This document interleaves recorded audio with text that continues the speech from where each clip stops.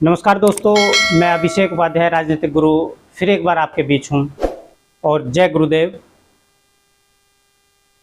आज हम बात करेंगे कि चुनाव में लहर बनाने वाली टीम कैसे तैयार की जाए। जी हाँ, आपको यह जानकर आश्चर्य होगा कि कोई भी लहर स्वाभाविक नहीं होती है, आर्टिफिशियल लहर होती है।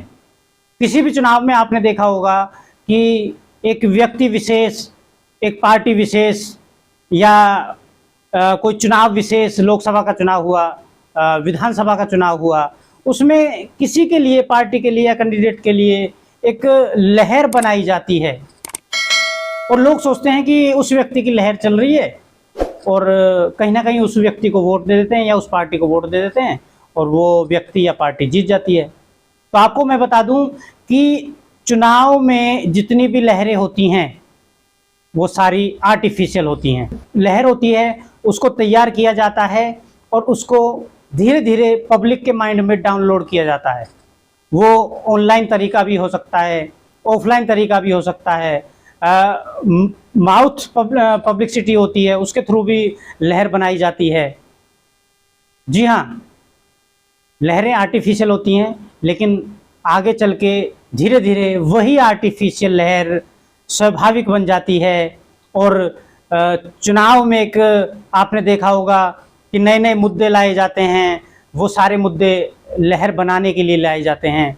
आपने टीवी में भी देखा होगा, टीवी जो न्यूज़ चैनल है उन पर भी देखा होगा कि एक डिबेट शुरू की जाती है किसी बात को लेके, एक मुद्दा लाया जाता है अचानक और उसके ऊपर डिबेट शुरू होती है। धीरे धीरे वो चीज़ पब्लिक में पहुंचती है और कुछ 5-10% पब्लिक में पहुंचती है और वही बात, वही मुद्दा धीरे धीरे सभी लोगों की ज़बान पर आ जाता है। तो आप सबको बता दूं, ये मुद्दे ऐसे ही नहीं लाए जाते हैं, ये किसी ना किसी की लहर बनाने के लिए मुद्दे लाए जाते हैं और चुनाव जीतना ही इसके पीछे जितनी भी रणनीति होती है वो चुनाव जीतने की होती है। एक मैं आपको उदाहरण देता हूँ, इतिहास गवाह है, आप सब ने इतिहास पढ़ा होगा, देखा होगा। एक आक्रमणकारी बहुत हुए, एक आक्रमणकारी था सिकंदर। तो उसके बारे में पहले से ही लहर बनाई जाती थी कि वो लाखों की सेनाएं, जिसमें घुड़सवार भी हैं, पैदल सैनिक भी हैं और हाथी वाली सेना भी है और अलग अलग टाइप की सेना लेकर लाखों की तादाद में सिकंदर आ रहा है। तो लोगों को पहले ही ये पता चलता था कि ऐसे से कोई राजा है जो बहुत सारी सेना, लाखों की तादाद में सेना लेकर आ रहा है और मारकाट कर देंगे। इसलिए जो आगे के राजा थे, जिस भी राज्यों को पता चलता था, वो पहले ही सरेंडर कर दिया करते थे। तो वो लहर बनाने का काम कैसे होता था? सिकंदर के द्वारा ही पहले ही व्यापारियां छोड़े जाते थे। वो व्यापारी उसकी सेना से काफी महीने पहले चले होते हैं, समझो। किसी राज्य में वो आएगा तो उससे कई महीने पहले उसके व्यापारी आ जाएंगे। वो व्यापारियां व्यापार करते करते ये वहां पे मैसेज छोड़ते थे कि पीछे एक राजा आ रहा है जिसकी लाखों की तादाद में सेना है और वो पूरा मारकाट करता हुआ आ रहा है। तो उस राज्य में उन्होंने 10-20 लोगों को वो बात बताते थे और वो 10-20 लोगों को जैसे ही बात बताते थे, वो धीरे धीरे एकदम से आग पकड़ती थी और पूरे राज्य में वो खबर फैल जाती थी और फिर राजा तक वो बात पहुंचती थी। जब राजा तक वो बात पहुंचती थी, राजा उन व्यापारियों को बुलाता था। तो व्यापारी बोलते थे कि हम पीछे से देखते आ रहे हैं कि एक बहुत खतरनाक राजा, एक बड़ा राजा आ रहा है जो कि लाखों की तादाद सेना है और सबको मारता हुआ आ रहा है। अब जो राजा था वो जब ये सुनता था तो वो पहले ही डर जाता था। वो कहता था मेरे पास तो इतनी सेना ही नहीं है। तो वो पहले ही अपने यहाँ से दूत भेज दिया करता था कि मैं आपके साथ संधि करने को तैयार हूं। जबकि सिकंदर आएगा 1 महीने बाद, पहले ही संधि कर बैठे।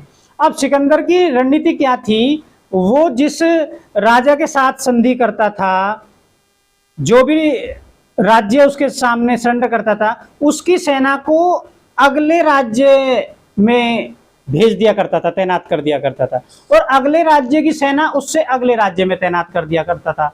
इससे एक ऐसा भोकाल, एक घपलत का माहौल बनता था लोगों में। ये सोचते थे कि इसके पास तो बहुत सेना है, नई नई सेना जो है वो तैनात होती जाती थी। तो कहने का मतलब मेन काम किसका था? जो व्यापारियां पहले छोड़े जाते थे, जो उसकी पहले से ही लहर बना के तैयार रखते थे, तो आधा काम तो वहीं हो जाता था, आधा युद्ध तो वो वहीं जीत जाता था। और जैसा आपको पता है कि चुनाव को मैं युद्ध की संज्ञा देता हूं, चुनाव भी एक युद्ध है। आचार्य चाणक्य ने कहा था कि जो रक्तपात के साथ युद्ध किया जाए वो युद्ध होता है, और जो बिना रक्तपात के युद्ध किया जाए वो राजनीति होती है। तो राजनीति और चुनाव एक युद्ध ही है। लहर किन किन टीमों के द्वारा बनाई जाती है ये हम आपको बताएंगे। कभी आपको हमारी जरूरत पड़ती है अपने चुनाव में तो आप जरूर संपर्क करें, और जो भी हमसे सहयोग बनेगा हम आपके चुनाव में सहयोग करेंगे और उसको सफल बनाएंगे। हमारी टीमें आपके चुनाव को पूरा सफल बनाएगी। बात करते हैं लहर की। एक आक्रमणकारी था, उसके बारे में भी आपने सुना होगा, बाबर। बाबर के पास बाबर पहला व्यक्ति था जिसने तोप खाने का प्रयोग किया। जब वो भारत में आया तो 4-5 तोपें थी, उसके पास ज़्यादा नहीं थी, 4-5 तोपें थी और कुछ सैनिक थे। लेकिन उसके द्वारा पहले ही लोग आगे आगे छोड़े गए, व्यापारी टाइप, जो उसका पहले से ही माउथ पब्लिसिटी कर रहे थे कि एक बाबर आक्रमणकारी आ रहा है जिसके पास तोपें हैं जो आग बरसती हैं, और वो बारूद है, जहां भी गिरता है वहां एकदम से हजारों आदमी मर जाते हैं। तो एक डर का माहौल पहले ही बनाया गया। तो आधा जो युद्ध था वो बाबर वहीं जीत गया, और जैसे जैसे वो आता था ऐसे ही लोग सरेंडर करते थे। 2-4 गोले गिरे, वो फटे तो लोगों में दहशत होती थी, भगदड़ मच जाती थी। तो ऐसे करके जो है आज चुनाव को भी लहर के द्वारा सफल बनाया जाता है। और वो कौन सी लहर होती है? आर्टिफिशियल लहर। जैसे मैं बताऊं, आप लोकसभा का चुनाव लड़ रहे हैं और लोकसभा में 20 लाख के करीब हम वोटर मान रहे हैं, सपोज करो आपके यहाँ पे। तो आपको अपनी जो लहर है वो 20 लाख लोगों तक नहीं पहुंचानी है, केवल 5%। केवल आप 10,000, 15,000, 20,000 लोगों तक जो लहर है वो बनाई जाती है।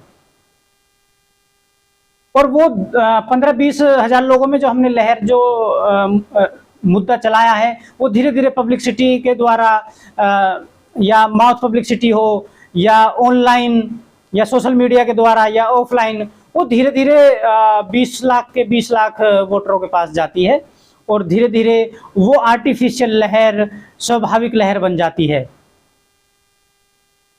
कोई भी लहर स्वाभाविक नहीं होती है। मैं आपको एक चीज और बता दूं, यदि कोई आर्टिफिशियल लहर चलती है और उस पर विपक्ष भी बोलना शुरू कर देता है, तो आप ये समझिए कि आपका काम हो गया। जैसे कि आप देख भी रहे होंगे, कोई मुद्दा आता है उसके ऊपर पर जो विपक्ष है वो भी बोलना शुरू कर देता है और एक चर्चा शुरू हो जाती है। और जैसा कि लहर को, आर्टिफिशियल लहर को चलाने से पहले रणनीति तैयार की गई थी कि इस पे विपक्ष भी चर्चा करे, वही काम हो जाता है। और ये उस तरह होता है जब विपक्ष इसको नेगेटिव बात करने लगता है उस लहर के बारे में, उस मुद्दे के बारे में, तो ऐसे समझिए कि आग में घी डल गया हो, आग में पेट्रोल डल गया हो, वो और तेजी से फैलने लगती है और आपकी लहर जो है वो बनती चली जाती है। इसमें एक तोड़ भी है, यदि विपक्ष भी आर्टिफिशियल लहर का सहयोग लेता है, प्रयोग करता है, तो आर्टिफिशियल लहर को तोड़ने के भी तरीके हैं। जब ये एक ट्रेनिंग का पार्ट है, जब आप हमसे ट्रेनिंग लेंगे तो इसके बारे में आपको बताया जाएगा। कहने का मतलब ये है कि आर्टिफिशियल लहर शुरू होती है और स्वाभाविक बन जाती है।